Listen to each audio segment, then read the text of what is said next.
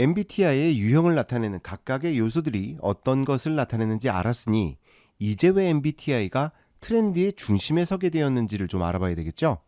거두절미하고 오늘도 콕콕 쏙쏙 렛츠 고! MBTI를 만든 건 캐서린과 그녀의 딸인 이사벨 브릭스마이어스. 그 두 분이 칼 융의 초기 분석 심리학 모델을 바탕으로 만들었다고 알려져 있다라고 말씀드렸죠. 융은 인간의 의지를 강조하는 욕구 이론 5단계로 유명한 매슬로우만큼은 아니었어도 인간의 성향을 칼같이 자르는데 반대했던 사람 중 하나였습니다. 하지만 아이러니하게도 그의 이론은 사람을 16가지로 나누는 MBTI의 근간이 되었죠. 이러한 배경을 가진 MBTI가 본격적으로 개발이 되는 배경에는 전쟁이 존재합니다. 제2차 세계대전으로 남성 노동력이 급감하고 여성이 노동 현장에 뛰어들게 되면서 맞는 직업을 찾아주기 위해 MBTI가 본격적으로 쓰이기 시작했다라고 알려져 있는데 그 이후에도 큰 변화가 이루어지진 않았으니 핫 트렌드라고 보기엔 좀 시대적으로 삐끗한 부분이 있긴 하죠. 그럼 과학적인 근거도 부족하고 현대적이지도 않은 MBTI가 왜 유독 현대 대한민국에서 성행하고 있을까요? 재밌어서? 유익해서? MBTI의 어떤 부분의 매력을 느껴서 사람을 MBTI로 뽑기도 하고 소개팅 상대를 결정하기도 하는 걸까요? 분명 하나의 이유 때문은 아닐 겁니다.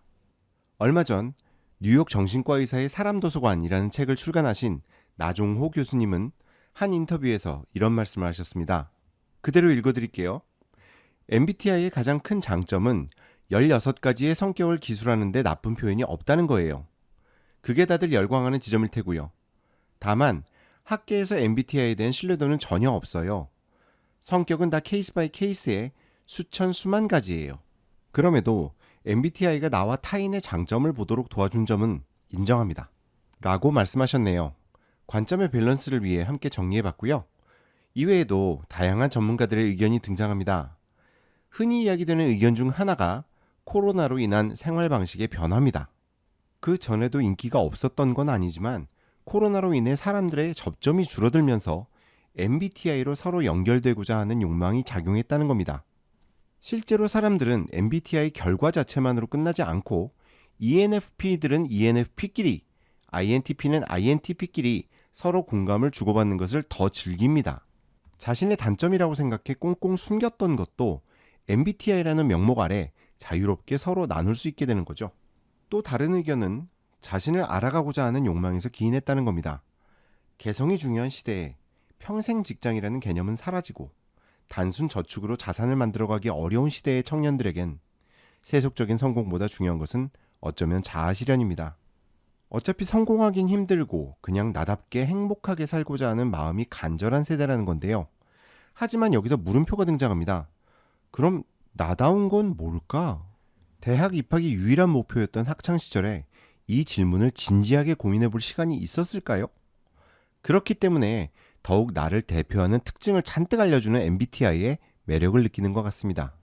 또 한편 코로나로 강제로 고립된 시간 속에서 난생 처음 마주한 자신을 정의하고 받아들이는 수단으로서 MBTI를 활용했다는 그런 의견도 타당해 보입니다. 어떤 주장이 맞느냐가 중요한 건 아니죠. 하지만 젊은 세대가 MBTI에 왜 열광하게 되었는지 이해하는 데 있어서 열쇠가 되긴 합니다.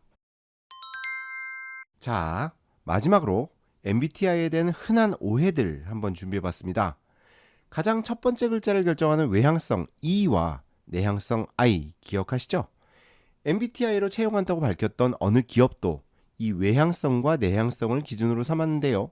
외향성이 활발하고 성격이 좋은 것이고 내향성은 소심하고 사람들과 어울리지 못한다는 이유에서였습니다.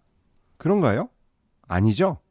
MBTI에서 말하는 외향성과 내향성은 에너지의 충전 방식이기 때문에 성격과는 무관합니다. 아무리 내가 조용한 사람이라도 사람이 많은 곳에서 에너지를 받으면 외향성이 도드라지는 것이고 아무리 내가 활발한 사람이라 해도 혼자 있을 때 에너지를 얻는다면 그건 내향성이 발달한 사람이라는 뜻입니다.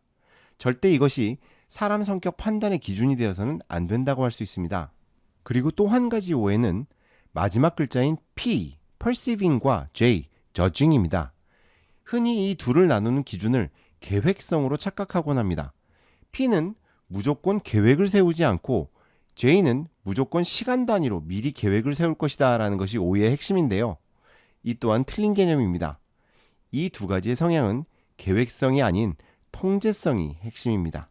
P는 내가 예상하지 않은 상황에서도 그렇게 불편함을 느끼지 않는 반면 J는 내가 예측하고 준비 못한 상황에 대해 매우 스트레스를 받기 때문에 그에 대한 수단 중 하나로 계획을 사용하는 것입니다. 그렇기에 계획하지 않는 J 또한 많습니다.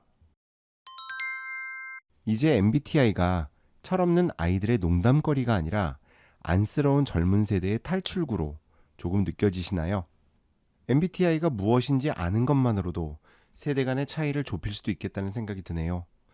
아예 이번 기회에 한번 해보시는 거 어떠세요? 그러고 나서 아이들에게 넌지시 난 INFJ라서 책 읽는 거 좋아해 라고 말해보세요. 이어지는 대화가 깊고 풍성해져서 깜짝 놀라실 수도 있을 것 같습니다. 자, 지금까지 레이였습니다. 감사합니다.